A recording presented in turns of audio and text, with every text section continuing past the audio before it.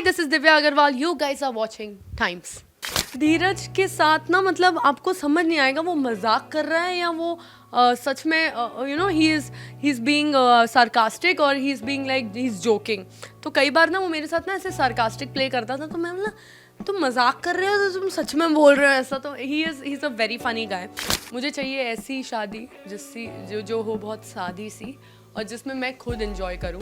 इस शादी में ऐसे बहुत सारे स्टीरियोटाइप्स है जो मैं ब्रेक करूंगी। हर लड़की जो देख रही है ना वो सोचेगी कि हाँ कोई बात नहीं, हमारे सिर पे हमारे पापा का हाथ हो या ना हो, हर लड़की शादी कर सकती है बिना किसी से कर्जा लिए, बिना किसी की स्ट्रेस लिए।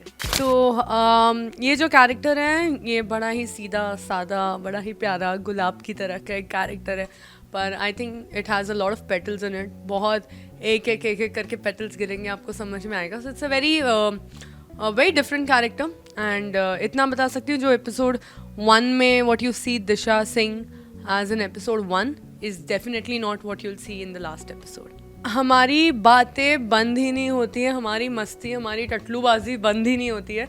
बिकॉज आई थिंक जब हम सब मिले, तीनों एक साथ मिले, हम तीनों की एनर्जी इतनी अच्छी है एंड हम तीनों को काम करना भी पसंद है, मस्ती करना भी पसंद है। हम एक्चुअली लंच भी साथ में करते थे and it did not feel like कि मैं उनको पहली बार मिल रही हूँ, दोनों को। एंड धीरज को तो काफ़ी टाइम से हमारे जितने भी क्रू है, हमारा जो काम करते हैं, जो फ्रेंड्स हैं हमारे, we had a lot of common friends and common crew.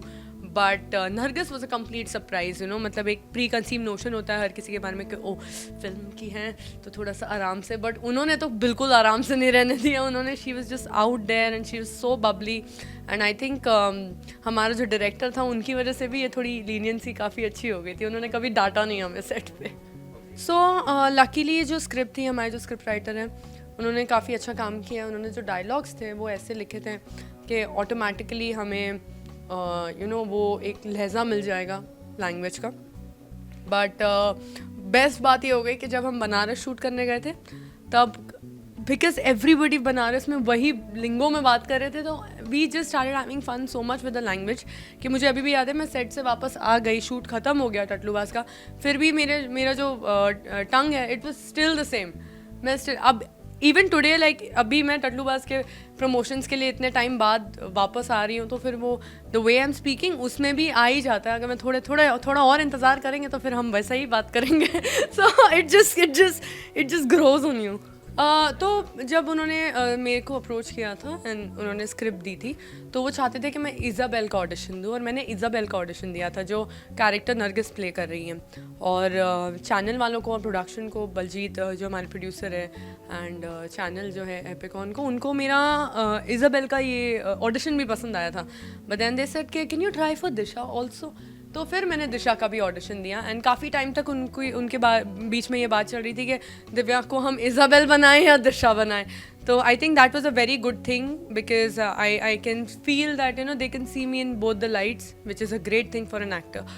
तो फिर फाइनली दिशा, क्योंकि मैं चाहती थी एक्चुअली कि मैं दिशा का पार्ट प्ले करूं, क्योंकि दिशा एक बड़ी प्यारी सी प्यार में पागल वाली लड़की है जो हमेशा मुझे पसंद आता है। And it's more on the softer side. And जब नरगिस कास्ट हुई थी इसके लिए, and like there is no better person than Nargis to play Isabel. तो काफ़ी खुश हुई थी कास्टिंग से। एंड स्क्रिप्ट तो बहुत मज़ेदार है, there are so many twist and turns. आपको लिखना पड़ेगा नोटबुक में कौन किसके साथ है, क्या है, समझ नहीं आएगा। पॉल तो नहीं, धीरज के साथ ना मतलब आपको समझ नहीं आएगा वो मजाक कर रहा है या वो सच में you know he is being sarcastic और he is being like he is joking. तो कई बार ना वो मेरे साथ ना ऐसे सार्कास्टिक प्ले करता था, तो मैं बोला तुम मजाक कर रहे हो तो तुम सच में बोल रहे हो ऐसा। तो he is a very funny guy.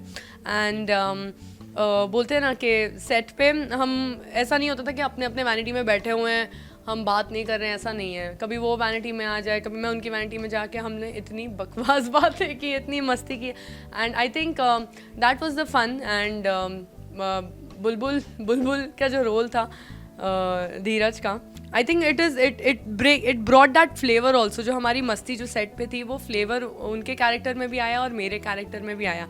And he is such a fun loving person. I think अगर मैंने खाना नहीं खाया है तो वो धीरज ही भेजेगा सेट पे। मेरा खाना लेट हो गया है, वो उनके वैनिटी से अपना डब्बा मंगवाएंगे। He will make sure that I am fed well.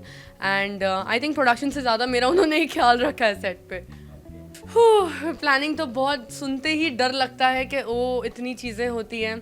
मतलब कई बार ऐसा लगता है कि किसी को बताना नहीं चाहिए था, चुपचाप करके आ जाओ जैसे दूसरे करते हैं एंड जस्ट डाल दो फोटोज़, वो बेटर है। पर आई थिंक प्लानिंग में मुझे सिर्फ एक ही चीज़ चाहिए, मुझे चाहिए ऐसी शादी जो हो बहुत सादी सी, और जिसमें मैं खुद इंजॉय करूँ, ना ही कि मैं टेंशन में रहूँ कि मोंटी चाचा को रूम मिला है या नहीं मिला है, मेरी मासी ठीक है या नहीं है। No, I don't want to do that. I want to live this wedding moment for me and my husband, going to be husband. तो आई थिंक हम दोनों के लिए सबसे सुंदर होना चाहिए। और इस शादी में ऐसे बहुत सारे स्टीरियोटाइप्स है जो मैं ब्रेक करूँगी। हर लड़की जो देख रही है ना, वो सोचेगी कि हाँ कोई बात नहीं, हमारे सिर पे हमारे पापा का हाथ हो या ना हो, हर लड़की शादी कर सकती है बिना किसी से कर्जा लिए, बिना किसी की स्ट्रेस लिए। हम तो उसी बात की तो टेंशन है, काश रजवाड़े ख़ानदान से होती मैं, तो हम अच्छे से राजस्थान में कोई बड़े से पैलेस में शादी करते जहाँ पे इतने सारे गेस्ट होस्ट हो सकते थे।